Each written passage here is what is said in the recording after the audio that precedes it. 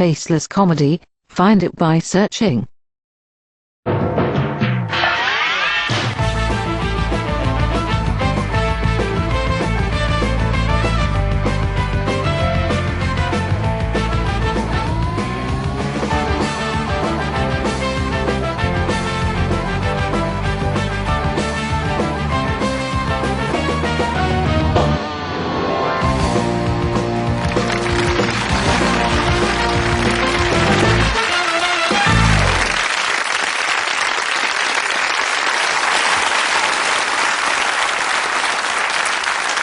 Good evening and welcome to a new series of that news quiz thing that no one can remember the title of. And what a momentous year it's been. The Prime Minister deposed by an internal coup, the world plunged into war in the Gulf, and Eddie the landlord in EastEnders is stabbed in Albert Square. In the news this week, as dissent grows in Labour ranks about Neil Kinnock's ability to lead the party, Jack Straw unveils his choice for a possible replacement. Meanwhile, stung by Labour criticism, David Mellor launches a video setting out the government's new suggestions for youth training. Would you lace my shoes? Paint your face bright blue. Catch a kangaroo. Go to Timbuktu. Our choice of team captains, as much as it was last year, misguided. To my right, seeming not a day older than he did last year, still looks 47, Private Eye editor Ian Hislop, and with Ian, someone you may have seen earlier in the week in a TV documentary about Cindy. But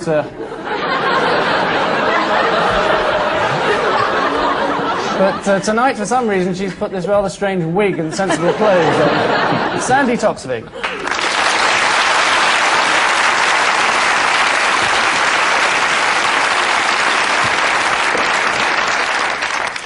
To my left, someone else you may have seen earlier this week, dressed in a lime green body stocking and pink feather boa. That's if you were around his flat on Tuesday at 2 o'clock in the morning. Paul Merton. And Paul's guest is the editor of Punch, someone who's something of a "have I got news for you" virgin. And he hasn't been on the show before either, David Thomas.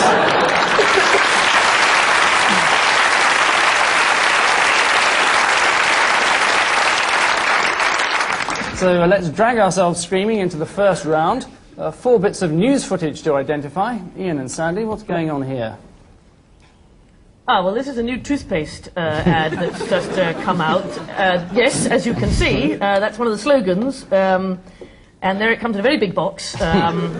This is... Oh, it's the chaps with the moustaches, Australian cricket team. Yes. Village people, in fact. Village people, yes. Almost entirely wrong. That was the... UN going out to say to Saddam, now you've got some nuclear bits, haven't you? What have you done with them? And he said, what's that hiding back there? I'm so sorry. That's pretty much how it went, wasn't it? Oh, golly gosh. Yes, absolutely right. 2 points. It's Iraq and their continuing battle with the UN inspectors, whom they locked in a car park for several days. No, that was the NCP that were doing that. Sorry, I got confused. Paul and David, what was the greatest living Englishman up to over the weekend? I think he's on the way to the finals of the Fat Git of the Year show.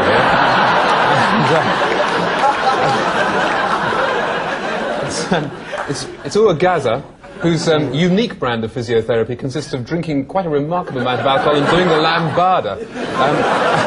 And then being assaulted by mysterious people who seem to leave no mark whatsoever on his jaw, whilst breaking his knee at the same time, I think you'll find. Yes, a full answer. Absolutely right. 2 points. Is that a nightclub called Walkers? I read that in The Guardian.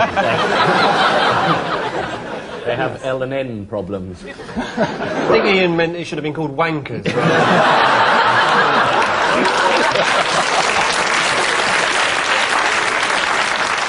Bless you for clarifying that. Yes, it's... Lest there be any confusion. No, it's always good to be clear. Yes, it's Gaza, who supposedly was the victim of a vicious and unprovoked attack in a nightclub, which sadly prevented him from appearing in court the next day, charged with making a vicious and unprovoked attack on someone in a nightclub. Certain other poetic justice, I think. And to add to his woes, readers of Match magazine have voted him least intelligent footballer, which is a bit like being voted most drunk alcoholic. within the last few months, he's now been accused of having an affair with a married woman and had his kneecap broken twice. Sounds like he's gradually breaking himself into the Italian lifestyle. Ian and Sandy, why is this lady putting on the style? Ah, well, that's... Oh, it's Cruella de Vil. Surrounded as usual by all the Dalmatians there. Well, we're very fortunate because we're such a privileged society that a grocer's daughter is going to be made a countess. Yes. And that means her son is going to become a count. A very good reason for abolishing the House of Lords. I think I can help here as well, actually. No. That's fine, thank you, Paul. Mark, in fact, becomes an earl, which means if he were awarded the OBE, he'd become an earlobe. Finally in this round, Paul and David, can you shed any light on this? No, not. It's a folding.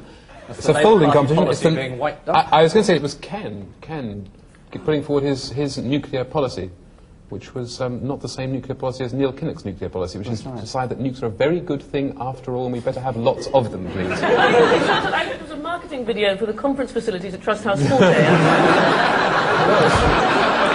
It's a bit of both, really. I think you're both right. What happened is that... 2 points to you, anyway. And Ken somehow managed to get himself into the conference. It was meant to be scrapping all socialists, but Ken sneaked in and put forward a motion about saying that Britain's defence should be on the same level as European defence. It was an impressive answer from David. But you can have a point anyway for information. Thank you very much, Ian. Who's giving him a point for just whittling on? Being the school SWAT. The film showed Brighton hoteliers, in fact, at the Labour conference, setting up 2 of the 13 fringe meetings on defence, which represented 13 different defence policies. Labour say they can't tell us their defence policy until they get into power, rather like their taxation policy and their electoral reform policy. But don't worry, in his speech, Neil Kinnock pledged that every man would have a job, every train would run on time, every day would be the first day of spring, and every bird would have a new song to sing, but only after full consultation with the relevant unions. Which brings us careering to the end of round 1, at which point I can tell you that Ian and Sandy now have 5, and Paul and David sadly have 4.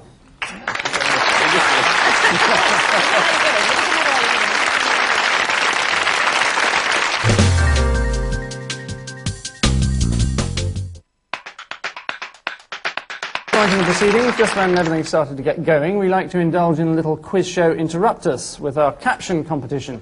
Each team is shown a photograph. Paul and David, this is yours.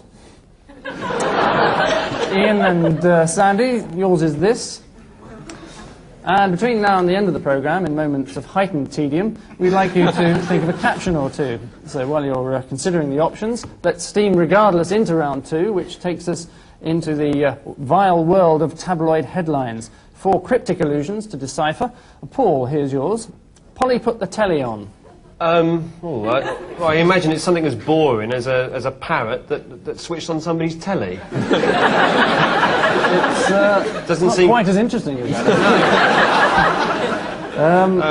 I'll give you 1 point. It's news that TV remote controls operate certain televisions by making a series of unpleasant, high-pitched squeaks. Bonnie Langford does that too, I think. I think Emily Hughes probably has a pretty good go as well. Alan Ball, those squeakers in full. So the parrot's noise sets off the television set? Yes. It's squawking is basically what I'm saying. Yeah, that's basically it. Pet parrots are now learning to imitate these noises and change channels at will. So if you lose your remote control unit, just buy a parrot. Always assuming he doesn't want to watch a different programme. Parrots all over the country now saying, "Oh no, it's Jeremy Beadle again." Yes, I think if the parrot's got a will of his own, you know, if you've had it if David Attenborough's on the other side in some steamy wildlife movie. Lots of parrots giving each other a beak job. David Thomas. On the BBC, that's right. I think I can clarify that one. Thank you, but no. David Thomas, here's an interesting line for you. Just call me 0898. I think this is a man who changed his name into an 0898 number in the hope that he might have a more interesting social life, because he'd get calls from breathy women wanting to take their knickers off for him. He wouldn't get the women taking the knickers off, he'd get the sad-act businessmen in the phone booth. Chap who's just come back from lunch. You seem to know a lot Ian about Hislop, this, yes. Actually gets Ian ringing out Do from I the have over. to sit next to him? I might as well confess now, I've got a court appearance about this King's Cross business.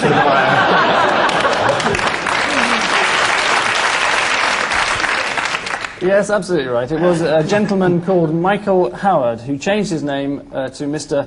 0898312 in the hope that someone would ring him up because he felt lonely and wanted someone to go on holiday with him. The way you do. Still, if you want to give him a ring, I understand he's now changed his telephone number to Arthur Perkins. Sandy, what's this Oedipal-sounding headline about? Well, this is obviously a plea from the Duchess of York's children to their father, I think, probably. No. What that is, it's nothing to do with parents. It's a plea at all, from the is it? Daily Telegraph to reinstate Mrs. Thatcher.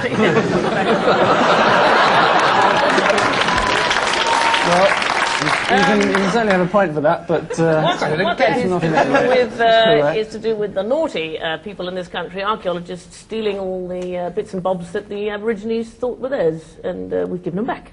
Completely wrong. The mummy in question was the 4,000-year-old body of a prehistoric rambler named Homo tyrolensis. At least that was before he changed it to 0898 47843. Wasn't it just Michael Foot getting lost on the way to the Labour Party conference? He was wearing a primitive cagoule, yes, it sounds a bit like rudimentary sandals, a simple rucksack, and a Save the Mammoth It badge. was definitely Michael Foot. And apparently his first words were, "Is Brian Adams still number one?" He was found in Italy by Germans who gave him to the Tyrolean Austrians, who were refusing to give him to the Viennese Austrians, all back to the Italians. And we understand the Belgians have just come in with their joker. And finally, what's this bit of Fleet Street filth? Ian. The drunk from the Sun who had to be called Sir, that's the editor. No, I withdraw that unconditionally.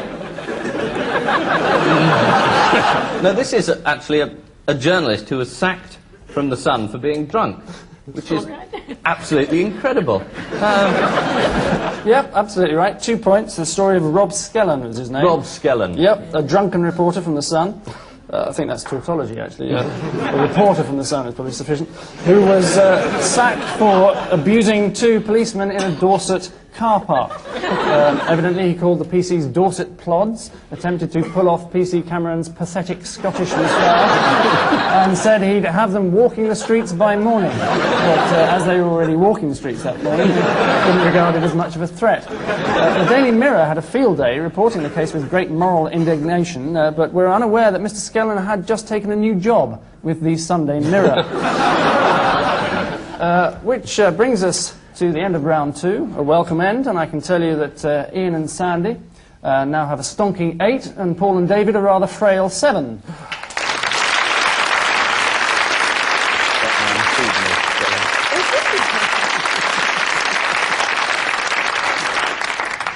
And so we enter the chaos that is round 3, in which we show each team a hastily slung together compilation of disparate film clips that together encapsulate a major story of the week. Ian and Sandy, what's this all about? Well, this is obviously a very glossy film showing how fabulous things are after 13 years of Conservative rule. And there, they all taking their hats off. Cheering off. Cheering Neil off. Kinnock. And this is obviously... The Rugby World Cup, I think. Yes. And that's some of the rugby players who didn't get to play. And that's Pavarotti.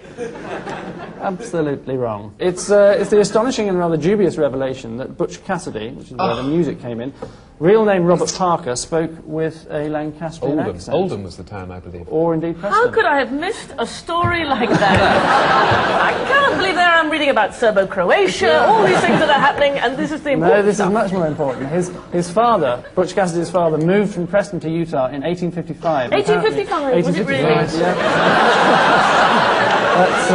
That's almost 7 o'clock, in fact. And apparently the family stuck to their traditional Lancastrian ways for many generations, wearing cloth caps, eating black puddings, holding up banks and shooting people. experts maintain that he was supposed to have a voice not dissimilar to George Formby. So it's not surprising that people gave him their money without putting up much of a fight. Your money or I sing. Paul and David. Butch Cassidy and the A Up Our Kid. Go on, give him the point. Sounds like not very Butch Cassidy to me. A rather exotic collage for you, Paul and David. It's a plane. Is Pamela Bordez off on her international travels, perhaps, again? Yes, it is Pamela. It's, Roy Hattersley's plans for immigration. He wants lots more of them. Ah, no, it's euthanasia on the National Health Service. Cut costs. No, it's Indian waiters. It is indeed Indian waiters. Indian waiters. Typhoid. Typhoid tikka masala being offered in all the best Indian restaurants nowadays, owing to the fact that 3 infected waiters went on the lam from a hospital and went to work in a restaurant, I believe. They went on the lamb? Absolutely. I don't know That's if there's a pun there, but... I'll have 3 waiters on the lamb, please. Yes, I think on the... Yes, on the run. On the run. As indeed many of their customers do on a fairly regular basis. I think it's one of the symptoms of typhoid. It is. Or indeed Indian restaurants, yes. Yes, no, absolutely right. Yes, it is the 4 Bangladeshi waiters who arrived at Heathrow on false passports and were found to have typhoid. A few days later, they escaped from a North London hospital by hatching the cunning plan of going to the front desk and discharging themselves. And so we move on to our trip down memory lane as we wallow in the golden nostalgia of times past. And having lifted the mood, I shall now shatter it by showing you this, Ian and Sandy. A sporting What Happened Next for you. Dr. Owen provided another type of leadership today. He played as an old-fashioned centre-forward. Striker is the term the commentators use now. Oh, everybody. Oh, So, what a lot of wobbly bits. Oh, dear. Well, what happened next is that everybody vomited. He was left playing on his own, wasn't he? Isn't that what he does? Doesn't he play on his own, that boy? Oh. Dear, it's a wonder they could find a shirt to contain it. well, I quite fancy him, actually.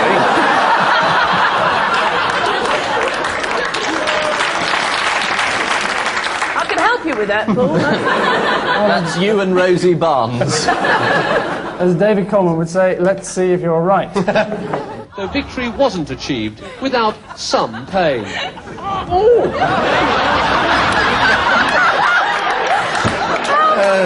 got worse. David Owen there playing football for the SDP in 1984.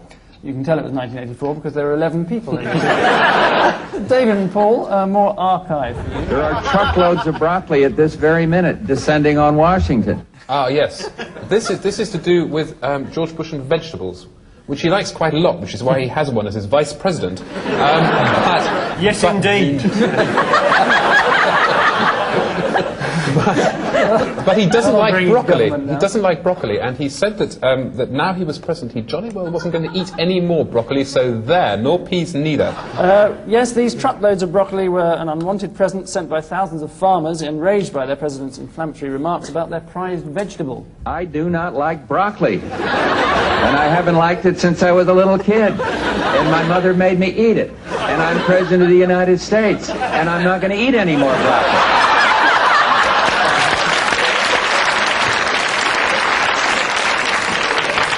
That's obviously fueled his ambition right from the early days.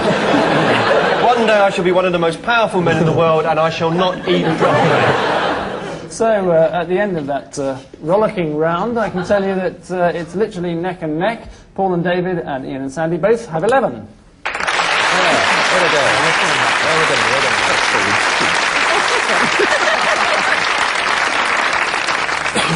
And so we surge manfully into our odd one out round, 4 ugly mugshots each. 3 of them have something in common. Paul, a nasty little quartet for you.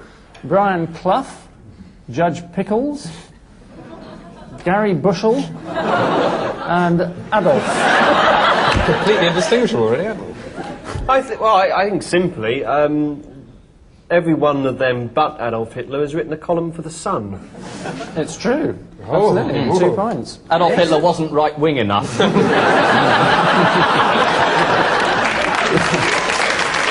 Yes, Gary Bushell, incidentally, was initially a skinhead, then worked for The Sun, and now writes for The Star. So how much lower can you go? I don't think you can actually get a job biting the heads off puppies, can you? David, get your laughing gear around these. Fidel Castro, Ronald Reagan, John Gummer, and Lassie. That's a cinch. Lassie's the only one with whom we could have an intelligent conversation. I think I have. Is Fidel Castro the only one who has not appeared in movies? I just have a feeling that was John Gummer a child star or something? I know. I think Castro did make a movie. I think he appeared as an extra in some movie. In which case, John Selwyn Gummer is the only one who hasn't appeared in the movie. Yep, you're absolutely right. On the nail. It's John Gummer, née Selwyn, who's the only one not to have had a Hollywood screen career. We're curious no one snapped him up, given his natural charisma and animal magnetism. Yes, Fidel Castro did in fact have a career as a professional extra in musicals, while both Lassie and Ronald Reagan had similar success, although one of them only had to run around a bit and come when his name was called, which he very nearly perfected before he became president of the United States. Sandi, obvious criminal connections here. Al Capone, Ronnie Biggs, John Major, and Coco the Clown. Well, they're all men with rather sad hair, aren't they? You sure that isn't Neil Kinnock? It's a circus.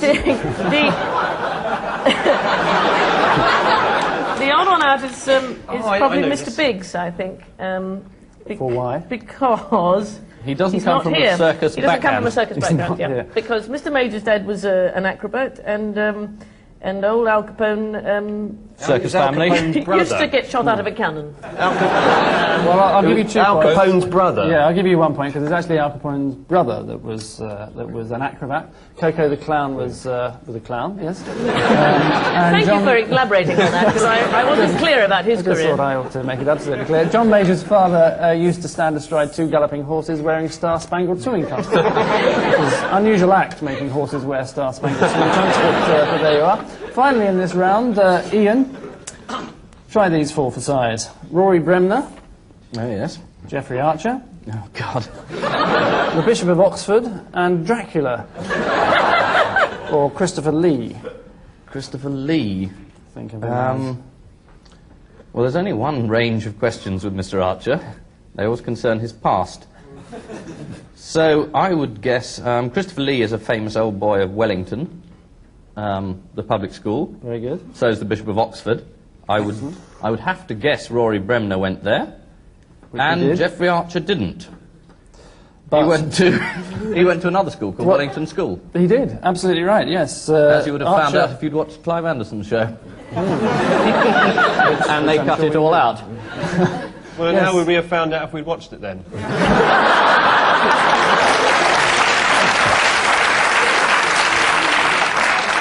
The man's obviously a fool and not a worthy opponent for us. Jeffrey Archer is the odd one out, as all the others went to the famous Wellington College. Archer says he went to Wellington. In fact, he went to somewhere called Wellington School. Just a kind of trustworthy person you want in charge of sending aid to the Kurds. But they're all sleeping easy in their beds now. Or at least they would be if he provided them with any. Which brings us hurtling to the end of this round, at which point, God, it's still neck and neck. Paul and David have 15, Ian and Sandi have 15.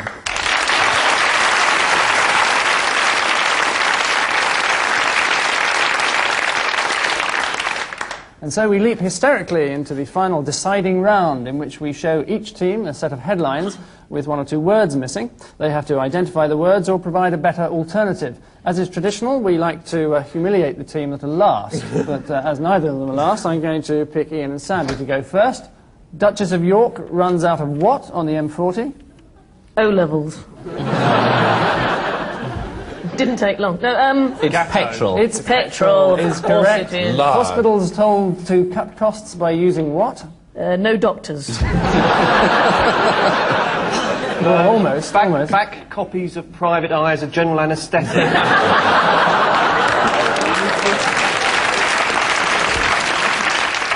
Don't you listen Anyone to watch them? Paul Merton's programme? No, I didn't either. Temporary staff is the right That was the answer. answer I was going to Kinnock searches for his what? His Certainly Welsh not. roots. Welsh roots is correct. roots. Very good. Yeah. You know Gunnar something wrong with his holds hair. up what? We just answered that question and their side got a point. Yeah. We have our points back. It'll all come out in the wash, don't worry. It's our block vote, Paul. I'll explain the It's system. like a general election in the Philippines.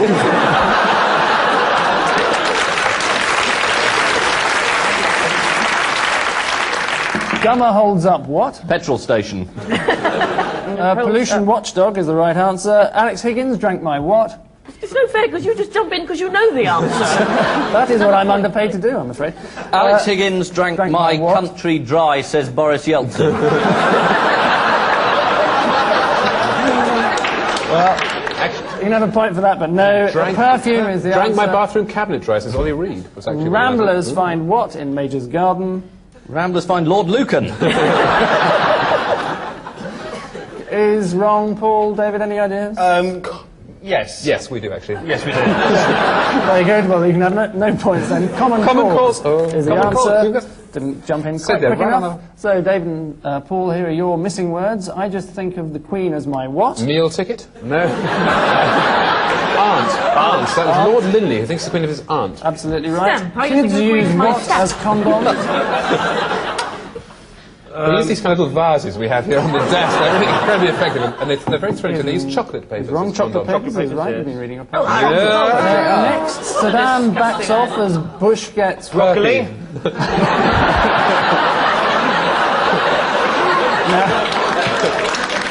Herpes. Now you're guessing now. Herpes. Tough. Tough is correct. Very good. The girl who tangled with the what of Maxwell? The elastic on his Dicky bow tie. I think. Power. Power. Money. Empire. No. Empire. Might is Might. correct. Might. Di Might of plays Maxwell. what for newsman Sandi? Kazoo.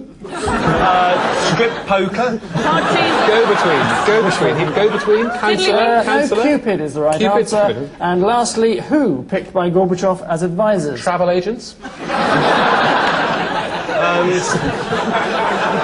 Sainsbury's. Liberals is the right answer. And after that pulsating climax, the You upshot won, of it all obviously, Angus. Took in is that one. that this week's sad acts are in fact Ian and Sandy, and this week's smug bastards Cheating are God, Paul no. and David. So,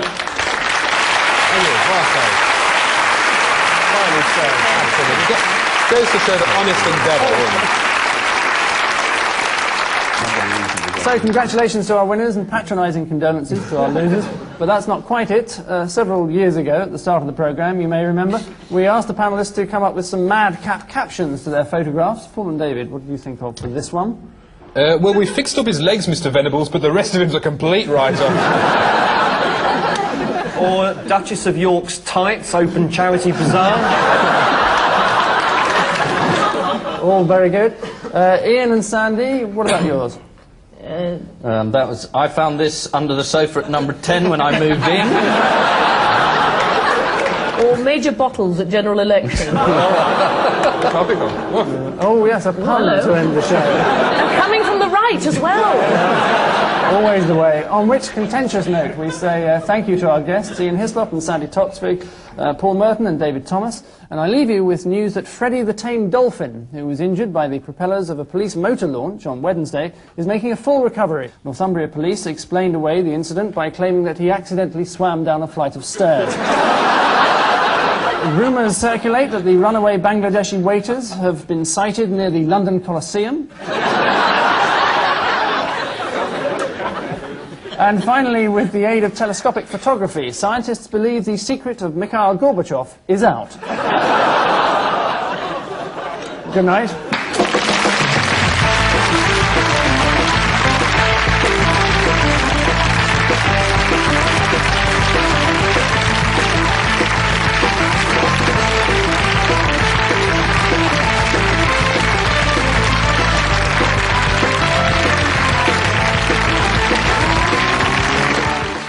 Tomorrow at 10 on Have I Got 1991 for you, columnist Alan Corin joins the panel.